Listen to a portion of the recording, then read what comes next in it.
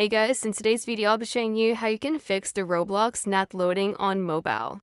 So if your Roblox is not loading on your iPhone or Android device, so these are the simple steps to fix this problem and it works 100%. So to do this, first you want to open a web browser and search for "Is Roblox down?" And then you want to visit a website like Down Detector to see if there is a large spike in reported outages. Now if Roblox servers are experiencing problems, you may need to wait until the Roblox fixes the issue before you can play again. Next, you want to clear your Roblox cache and update the application.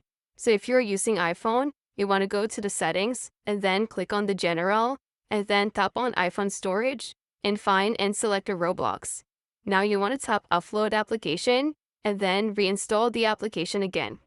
Now this removes temporary files and cache while updating your Roblox to the latest version.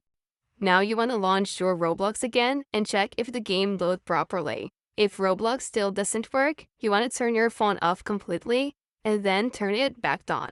A simple reboot can often fix loading issues.